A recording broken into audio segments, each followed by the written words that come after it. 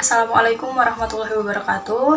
Perkenalkan, nama saya Dian Pramesti, NIM 183221098 dari kelompok 1 Sejarah Peradaban Islam yang beranggotakan teman saya Nendi Lestari, NIM 183221092 dan juga Bagus Amirul Aziz dengan NIM 183221093. Kami akan membawakan materi yang bertemakan peradaban Islam pada masa Nabi Muhammad SAW. Nah, pada PP yang pertama saya akan menjelaskan mengenai sejarah kelahiran Rasulullah SAW. Sejarah kelahiran Rasulullah dari berbagai sumber biasanya diawali dengan kisah menarik dari kakek beliau yang bernama Abdul Muthalib. Nah, Abdul Muthalib ini adalah seorang wali negeri yang cukup berpengaruh di kota Mekah. Kisahnya, dahulu beliau pernah bernazar bahwa jika anak laki-lakinya genap 10, beliau akan menyembelih salah satu di antaranya. Dan tanpa disangka, kemudian beliau benar-benar dikaruniai 10 anak laki-laki. Nah, setelah beberapa tahun, terjadilah pengundian untuk memenuhi nazarnya. Dan ternyata anak yang harus disembelih itu si anak bungsu yang bernama Abdullah, yang paling berakhlak mulia, yang paling disayang. Nah, ketika Abdul Muthalib ini ingin melaksanakan nazarnya, yaitu di depan Ka'bah, kaum Quraisy dan beberapa tokoh melarangnya karena ditakutkan banyak yang akan meniru perbuatan ini, karena kan Abdul Muthalib adalah tokoh yang cukup berpengaruh kan. Nah, kemudian beliau dilarang. Akhirnya beliau bingung, bagaimana saya akan melaksanakan nazar saya gitu. Akhirnya disarankan untuk dibawa ke padang Arafah lalu diundi lagi salah satu dari anaknya itu. Jika diundi yang keluar nama Abdullah, maka Abdul Muthalib akan bersedekah 10 ekor unta sebagai ganti dari anaknya tersebut. Dan begitu seterusnya. Jika yang keluar nama unta, maka dia akan berhenti dan unta sebanyak itu akan disembelih. Jadi kalau sekali ngundi namanya Abdullah, itu harus mengeluarkan bersedekah 10 ekor unta. Nah, akhirnya beliau itu mengundi sampai 10 kali itu nama yang keluar selalu Abdullah. Jadi kalau ditotalkan ada 100 ekor unta yang harus disembelih. Nah, baru pada undian yang ke-11 itu keluar nama unta. Jadi kan berhenti itu undiannya. Alhasil dari total 10 undian tadi itu ada 100 ekor unta yang harus disedekahkan. Dan berhentilah batal untuk menyembelih anak beliau, jadi digantikan dengan 100 ekor unta. Nah, dengan peristiwa tersebut, pada waktu Rasulullah telah diangkat menjadi Rasul, beliau pernah bersabda, "Aku anak laki-laki dari 2 yang akan disembelih." Itu maksudnya adalah anak dari Abdullah yang akan disembelih dan juga keturunan Nabi Ismail yang Nabi Ismail sendiri akan disembelih. Yang kita ketahui peristiwa tersebut dikenal sebagai Hari Raya Umat Muslim Idul Adha. Nah, hal tersebut sesuai dengan inti hadis riwayat dari Al-Hakim dan Muawiyah. Cerita berlanjut ketika Abdullah bin Abdul Muthalib ini beranjak dewasa. Beliau kan dikenal sebagai pemuda yang paling baik budi pekertinya serta berakhlak mulia. Pada masa itu di antara gadis-gadis bangsa Quraisy ini tuh nggak ada yang bisa kiranya tuh paling cantik parasnya, yang paling terkenal budi pekertinya, yang bisa disandingkan dengan Abdullah. Nah, singkat cerita, akhirnya Abdul Muthalib dan juga Wahbin itu bapaknya Aminah, akhirnya mufakat dan keduanya sepakat untuk menikahkan Abdullah dan juga Aminah. Setelah usia pernikahan Aminah dan Abdullah menginjak usia sekitar 2-3 bulan, tibalah waktu Abdullah harus bergabung dengan rombongan pedagang yang akan berdagang di daerah Syams. Nah, berangkatlah Abdullah dan tinggal di sana beberapa waktu. Kemudian tiba waktu pulang ke kampung halaman. Namun di rombongan ini Abdullah tidak ada gitu. Kemudian rombongan pedagang ini mengabarkan bahwa Abdullah tinggal di kota Yastrib, di kediaman kerabatnya dikarenakan sakit, jadi tidak ikut rombongan pulang. Kemudian diutuslah seorang utusan untuk menyusul ke Yastrib, namun kemudian pulang dengan membawa kabar duka, yaitu Abdullah meninggal dunia dan telah dimakamkan beberapa hari yang lalu. Kemudian di rumah ketika mendapat kabar itu, Aminah sedih luar biasa karena beliau baru tahu gitu bahwa ternyata dirinya mengandung, namun bapaknya yaitu Abdullah itu justru meninggal dunia. Nah, setelah 9 bulan mengandung, akhirnya Aminah melahirkan pada subuh hari Senin tanggal 9 Rabiul Awal tahun Fiil atau tahun gajah. Nah, ini terkenal banget, dikenal sebagai tahun gajah karena pada saat itu di detik-detik kelahiran Nabi itu terjadi penyerbuan Ka'bah oleh tentara bergajah, pasukan naik gajah gitu, yang dipimpin oleh Raja Abraha dari Yaman. Nah, ketika detik-detik kelahiran Rasulullah ini, si Aminah itu menyaksikan cahaya menyinari rumahnya. Begitu pula dengan si bidan yang membantu persalinan, bercerita bahwa ketika proses kelahiran itu yang pertama kali dilihat itu cahaya yang begitu terang benderang. Nah, mengenai ibu susu Rasulullah itu diriwayatkan ada 4 orang, yang 2 sudah dipastikan, 2 sisanya itu masih diperselisihkan. 2 yang pasti adalah Suwaibah dan juga yang satunya adalah Halimah Sa'diyah. Mengenai poin berikutnya akan dilanjutkan oleh teman saya yang bernama Nandi Lestari. Terima kasih.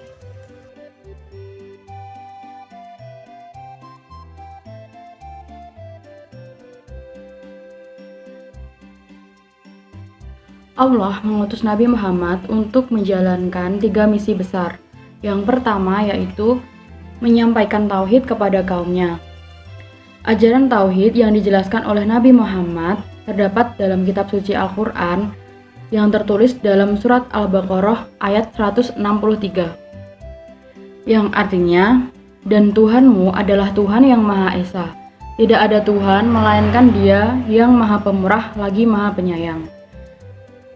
Jadi, sebelum bangsa Arab jahiliyah mengenal agama Islam, pada saat itu mereka mempercayai berbagai kepercayaan polytheisme. Polytheisme itu artinya kepercayaan yang menganut adanya Tuhan lebih dari satu atau Tuhan terdiri dari dewa-dewa. Kemudian bangsa Arab jahiliyah juga menganut kepercayaan Nabi Ibrahim, yaitu menyembah berhala, bulan dan bintang, jin, ruh, arwah, dan nenek moyang. Kebudayaan bangsa Arab jahiliyah juga dipengaruhi oleh mitologi dan ajaran-ajaran sesat. Setelah Rasulullah SAW diutus untuk menjalankan misi ini, beliau mensyiarkan bahwa Allah Subhanahu wa Ta'ala merupakan satu-satunya zat yang wajib disembah. Allah tidak memiliki pasangan, tidak beranak atau diperanakkan. Kala awal diutusnya Rasulullah, orang dapat dianggap bertauhid apabila cukup meyakini bahwa Allah merupakan satu-satunya zat yang ada dan tidak boleh disekutukan dengan cara apapun. Nabi Muhammad juga mengajarkan kaum Arab jahiliyah untuk berpedoman kepada Al-Quran. Kemudian, misi yang kedua ialah menyempurnakan akhlak serta membangun manusia yang mulia dan bermanfaat. Masyarakat Arab jahiliyah kala itu walaupun mereka tahu bahwa Allah itu ada, namun pengimplementasian ketauhidannya itu salah. Mereka justru menyekutukan Allah.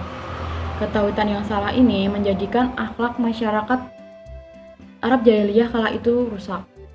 Bangsa Barat menyebut bangsa Arab ini sebagai bangsa barbar. Orang-orang Barat punya istilah tersendiri ini untuk menggambarkan kebejatan mereka.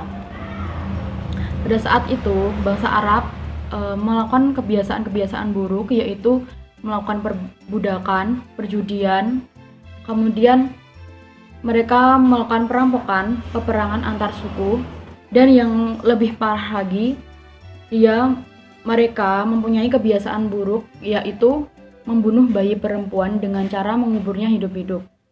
Kebiasaan biadab ini dilakukan oleh para ayah mereka karena mereka itu malu jika memiliki anak perempuan yang tidak berguna dan mendatangkan aib.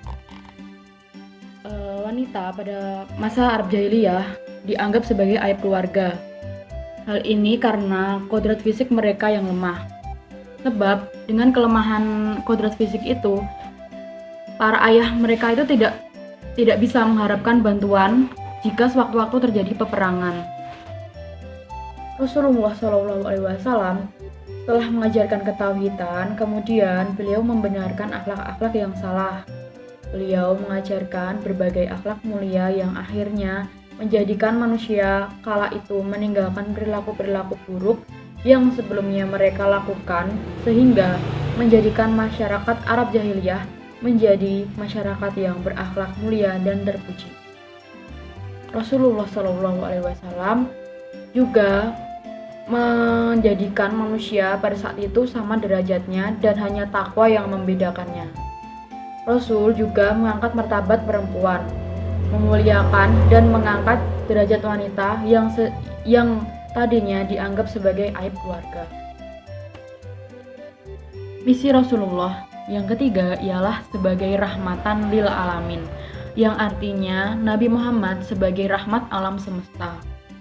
Tugas sebagai rahmatan lil alamin bermakna bahwa Rasulullah SAW memiliki misi sebagai penebar kasih sayang, pemberi kabar gembira dan peringatan, pemberi kedamaian dan kesejahteraan yang bukan hanya untuk orang Arab dan juga bukan pula untuk orang Muslim saja, melainkan untuk seluruh umat manusia yang ada di bumi Allah Subhanahu wa Ta'ala.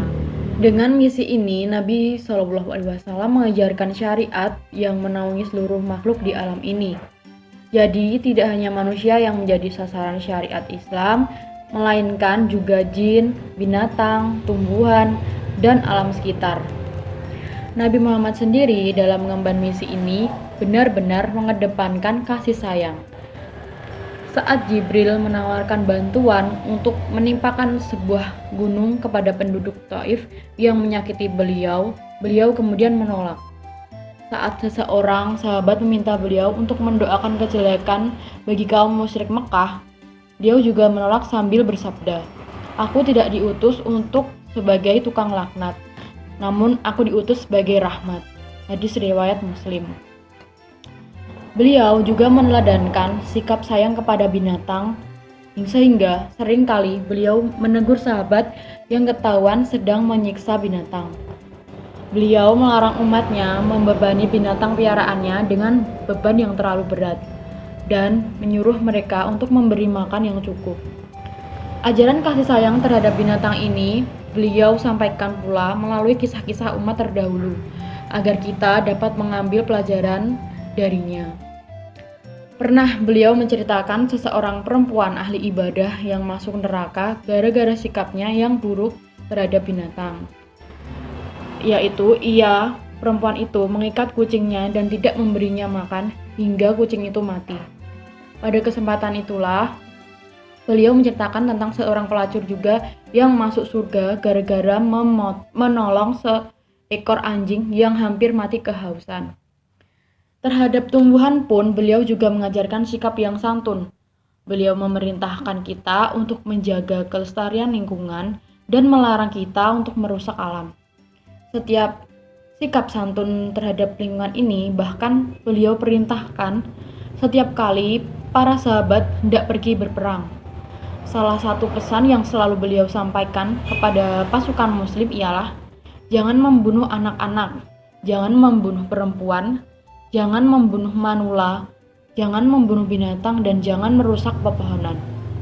Ajaran penuh rahmat yang beliau sebarkan ini kemudian berdampak pada banyak hal yang lain. Dalam bidang sosial, beliau menyerukan perdamaian serta melarang permusuhan dan peperangan. Dalam bidang politik, beliau menjadi kepala negara yang mampu menyejahterakan seluruh rakyatnya. Dalam bidang budaya, beliau berhasil membangun peradaban yang cemerlang yang kemudian dinikmati oleh seluruh penduduk bumi. Kemudian ada beberapa bukti dari misi dakwah Nabi Muhammad SAW di Mekah, antara lain yang pertama adanya Gua Hira dan Jabal Nur. Yang kedua, masyarakat yang sebelumnya menyembah berhala kemudian beralih mentauhidkan menyembah Allah Subhanahu wa taala. Yang ketiga, akhlak yang sebelumnya buruk seperti membunuh bayi perempuan, perjudian, mabuk-mabukan, sumpah palsu dan sebagainya berubah menjadi berakhlak baik dan mulia. Kemudian yang keempat, adanya kepemerintahan berlandaskan Al-Qur'an dan As-Sunnah. Yang kelima, perekonomian masyarakat Mekah yang menjadi maju setelah mengikuti syariat agama Islam.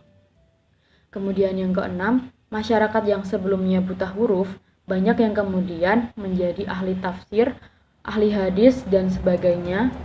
Dan yang ketujuh ialah wanita yang sebelumnya sangat hina, setelah adanya Nabi Muhammad, derajat wanita menjadi mulia dan perlu dipelihara dan dijaga. Kemudian yang terakhir, peperangan yang sebelumnya hanya berdasarkan balas dendam, kemudian menjadi perang yang bertujuan untuk mempertahankan agama dan negara.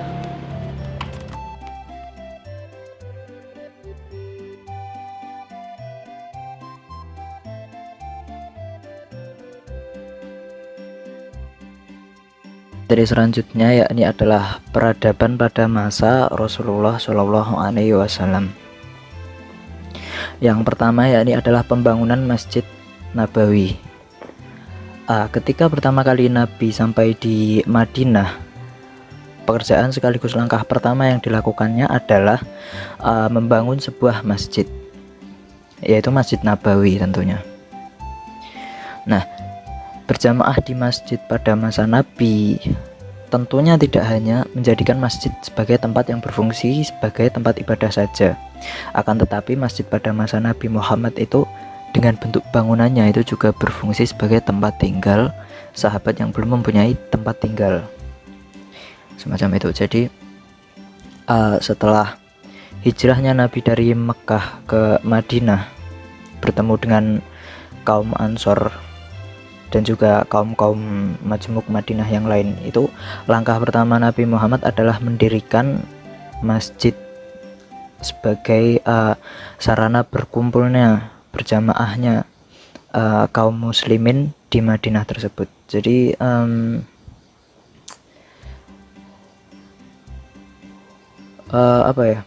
di masjid tersebut itu bukan hanya berfungsi sebagai tempat untuk sholat berjamaah saja, tapi juga dijadikan tempat untuk berkumpul, berdiskusi masalah politik, ekonomi, sosial, pendidikan, dan lain sebagainya.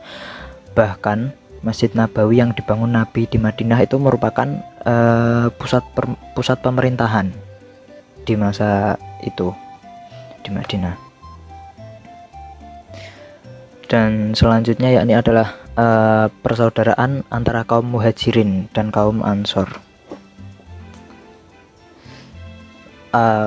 Perjuangan dan dakwah beliau mulai sejak turun wahyu yang pertama sampai dengan wahyu yang terakhir senantiasa berhadapan dengan hambatan, rintangan, ancaman, bahkan harus dengan jihad dalam bentuk perang melawan musuh-musuh Islam. Di dalam perjuangan tersebut terdapat peristiwa hijrah pengikut Rasulullah dari Mekah ke Madinah. Jadi hijrah Rasulullah dari Mekah ke Madinah ini adalah hijrah yang kedua. Ada hijrah yang pertama, tapi ini hijrah yang kedua. Dan alasan mengapa kaum Muhajirin hijrah ke Madinah itu adalah dikarenakan di Mekah mereka mendapatkan siksaan dari kaum kafir Quraisy atas firman-Nya mereka kepada Allah Subhanahu wa taala dan juga Rasulullah SAW. Sebagai penguat hijrah Nabi, itu hijrah Nabi ke Madinah itu setelah adanya Baiat Aqabah 1 dan Baiat Aqabah 2. Baiat Aqabah 1 itu berisi bahwa penduduk Madinah itu mengakui kerasulan, kenabian Nabi Muhammad SAW, dan juga berjanji bahwa mereka tidak akan menyekutukan Allah Subhanahu wa taala, berzina, mencuri, dan juga melakukan perbuatan mungkar lainnya.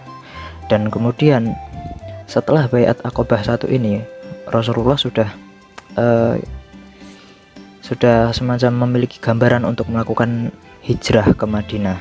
Dan kemudian pemikiran tersebut diperkuat lagi setelah adanya Baiat Aqabah yang kedua. Jadi Baiat Aqabah yang kedua ini terjadinya kurang lebih semacam ini. Setelah kaum Madinah itu mengakui kerasulan, kenabian Nabi Muhammad SAW, mereka melakukan syariat-syariat Islam berupa yakni pergi untuk haji, berhaji ke Mekah, ke Ka'bah. Saat mereka melakukan ibadah haji tersebut, mereka menemui Rasulullah SAW, dan kemudian mereka menyampaikan Baiat Aqabah yang kedua ini, yang berisi bahwa mereka berjanji untuk memberi perlindungan kepada Nabi Muhammad dan kaum-kaumnya saat mereka berada di Madinah dari kaum-kaum Madinah yang lain. Karena kan di Madinah itu bukan hanya terdapat kaum muslimin, tapi juga ada kaum-kaum yang sangat majemuk, sangat beragam di Madinah itu. Dan Baiat Aqabah yang kedua ini menjelaskan berisi tentang bahwa kaum muslimin di Madinah ini berjanji akan melindungi Nabi Muhammad dan kaum-kaumnya. Oke. Yang selanjutnya yakni adalah kesepakatan untuk saling membantu antar kaum. Jadi setibanya Nabi Muhammad di Madinah itu tidak selancar kelihatannya, karena penduduk Madinah itu terbagi dalam kelompok-kelompok sosial seperti yang saya bicarakan tadi. Kelompok Madinah itu sangat majemuk, sangat beragam, yang saling berbeda dalam cara pikir dan juga kepentingan. Sehingga dari situasi ini Nabi Muhammad perlu mengambil keputusan untuk membuat kesepakatan. Kesepakatan ini dikenal sebagai Piagam Madinah pada kala itu, pada sekarang juga. Jadi Nabi pada masa itu saat hijrah ke Madinah itu nggak selancar kelihatannya. Tiba ke Madinah disambut dengan budaya yang sampai sekarang masih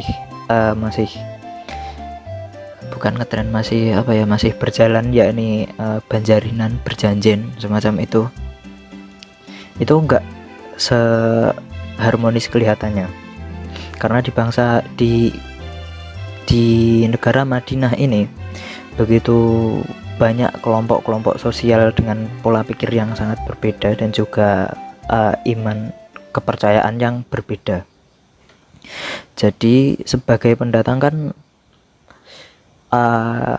istilahnya, sebagai pendatang itu harusnya kita melakukan beberapa kesepakatan kepada penduduk asli Madinah tersebut, dan kesepakatan ini dikenal sebagai Piagam Madinah. Ya, Piagam Madinah. Dan isi Piagam Madinah tersebut adalah satu, sesungguhnya mereka itu satu umat, berbeda dari komunitas manusia lain. Yang kedua, sebagai sesama muslim, sesuai keadaan, kebiasaan, mereka bahu-membahu membayar utang tebusan darah di antara mereka, dan mereka membayar tebusan tawanan dengan cara baik dan adil di antara kaum mukminin. Jadi maksudnya poinnya ini adalah sesama kaum muslimin kita itu dituntut untuk saling membantu, bahu membahu. Kalau misalkan ada perseteruan problema antara kaum satu dengan kaum yang lain, maka kita juga membantu, walaupun itu bukan kaum muslimin, tapi kita diutamakan untuk membantu sesama kaum muslimin, semacam itu. Yang ketiga, sesungguhnya mukminin tidak boleh membiarkan orang yang berat menanggung utang di antara mereka, tetapi membantunya dengan baik dalam pembayaran tebusan atau utang tebusan darah. Ya, ini masih masuk sesama muslim harus saling tolong menolong, semacam itu. Yang keempat, seorang mukmin tidak diperbolehkan membuat persekutuan dengan sekutu mukmin lainnya tanpa persetujuan daripadanya. Nomor 5, orang-orang mukmin yang bertakwa harus menentang orang di antara mereka yang mencari atau menuntut sesuatu secara zalim, jahat, melakukan permusuhan atau kerusakan di kalangan mukmin lainnya. Kekuatan mereka bersatu dalam menentangnya, sekalipun ia anak dari salah seorang di antara mereka. Jadi sesama mukmin kita itu dituntut untuk saling mengingatkan apabila salah seorang dari kita melakukan perbuatan yang kiranya dilarang oleh Allah Subhanahu wa taala. Kita sebagai sesama kaum muslim harus saling mengingatkan.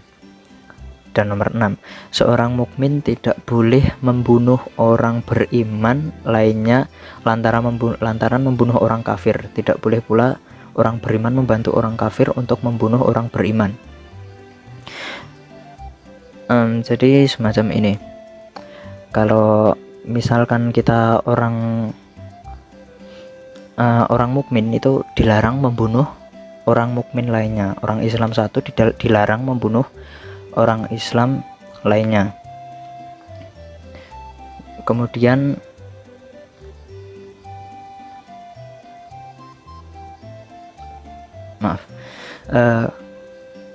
kemudian tidak boleh pula orang beriman membantu orang kafir untuk membunuh orang beriman. Jadi kita juga tidak boleh membantu orang di luar Islam, orang kafir itu membunuh orang Islam. Jadi semacam itu. Kurang lebih seperti itu isi piagam yang dapat saya sampaikan. Cuma ada 6, tapi sebenarnya masih ada banyak. Jadi cuma agak dipersingkat saja karena banyak sekali. Kurang lebih seperti itulah poin-poinnya. Kalau ada yang belum jelas bisa ditanyakan nanti. Oke. Jadi kesimpulannya, Rasulullah merupakan putra tunggal dari Abdullah dan Aminah yang lahir pada 9 Rabiul Awal tahun Fil atau tahun gajah seperti yang disampaikan tadi. Secara singkat, 3 misi Nabi Muhammad SAW yakni antara lain untuk mengajarkan tauhid kepada kaumnya sebagai rahmatan lil alamin dan menyempurnakan akhlak manusia serta menjadikannya mulia dan bermanfaat. Ketika pertama kali Nabi Muhammad sampai di Madinah, pekerjaan sekaligus langkah dakwah pertama yang dilakukan adalah membangun sebuah masjid, yaitu Masjid Nabawi. Di dalam perjuangan dakwah terdapat peristiwa hijrah pengikut Rasulullah SAW dari Mekah menuju ke Madinah yang merupakan jalur keluar paling sulit pada masa itu. Jadi hijrahnya itu adalah hijrah paling sulit, hijrah yang kedua, karena karena pada masa itu kan Rasulullah adalah orang terakhir yang melakukan hijrah. Jadi kaum kafir Quraisy itu berusaha untuk menghalang-halangi dengan mengepung tempat tinggal Rasulullah, yang kemudian terjadi peristiwa Ali menggantikan Rasulullah di ranjangnya agar Rasulullah dapat melakukan hijrah tersebut. Dan kemudian kegiatan hijrah ini menjadi dasar tumbuhnya kelompok terpuji, yakni kelompok Muhajirin dan kelompok Ansor. Kelompok Muhajirin dan Ansor, sahabat yang hijrah dari Mekah ke Madinah disebut Muhajirin, sementara yang tinggal di Madinah disebut kelompok Ansor. Demikian pula terpujinya peristiwa ini sehingga mereka memperoleh pujian baik dari Allah Subhanahu wa taala. Dan setelah itu setibanya mereka di Madinah, tidak selancar kelihatannya, yang sehingga terciptalah kesepakatan yang disebut Piagam Madinah dengan pasal-pasal yang tertera dan yang telah saya sampaikan tadi. Kurang lebih seperti itu. Terima kasih atas perhatiannya. Apabila ada kesalahan atau kekurangan, saya mohon maaf yang sebesar-besarnya. Dan apabila ada pertanyaan atau ada sanggahan, kritik, saran, bisa disampaikan setelah menonton video ini tentunya. Sekian, wassalamualaikum warahmatullahi wabarakatuh.